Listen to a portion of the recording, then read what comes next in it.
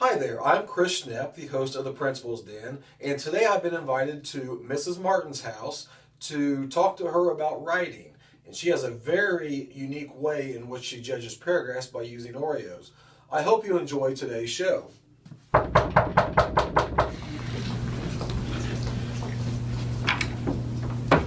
Hello. Hey! Hey, well hello Mrs. Martin. Thank you for inviting me to your house. Come on in. It's nice to take the show on the road every once in a while. Oh my goodness, look at these Oreo cookies. Oh, and an Oreo pillow. And I got Oreo pajamas on because I'm grading papers. oh my goodness, what kind of papers are you grading? Oh, I'm grading essays. Always grading essays. Well, so I'm assuming that you teach writing from our previous conversations. Yes, I do. So there's always a lot of grading that goes on there. So, Yes. So what kinds of things do you look for when you are grading your papers? I look for a lot of details in their writing. One of the activities I have my kids do is roll a dice. And whatever number comes up, that's how many words they have to add to a sentence or paragraph. Okay. So they can add more details to their sentences. One of the biggest things, though, is how big are your paragraphs? And so I have my students, we measure them with Oreo cookies. And a stack of 5 double stuffed Oreo cookies is the right size paragraph.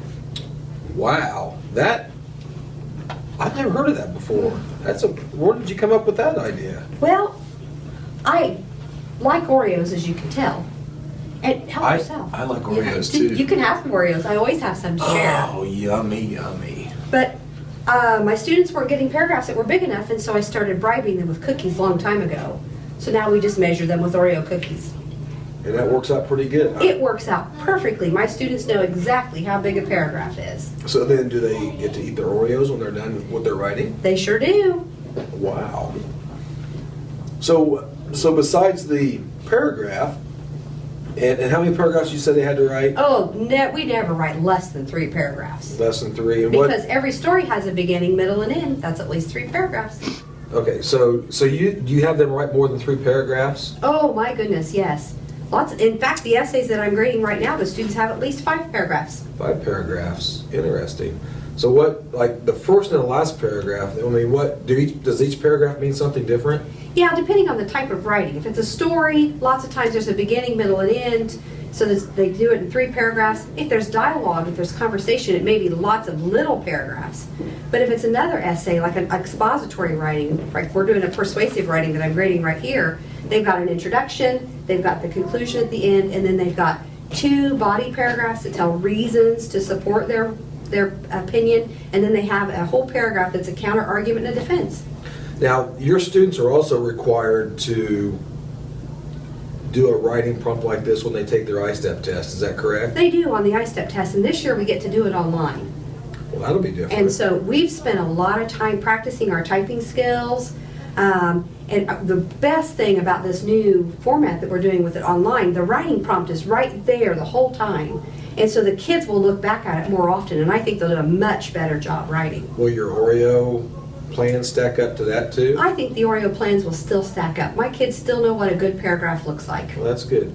So, besides the paragraphs, what other things are you looking for when the kids write? I'm looking for, I call them smart words. I've heard them called purple words, sparkle words. That's what I'm looking for. And then I'm also looking for a variety of sentences. My students are learning to write compound sentences and complex sentences, and I just want to have a variety of sentences so they're not all just the same. So these, what do you call these words? I call them smart words. Smart words. So, like, I might use the word delicious for the icing, or delectable, or not just, oh, it tasted good. It's a good, yeah. Good is a word we probably wouldn't use in our writing. That's not going to catch the eye of the person who's, Nope. and keep them interested.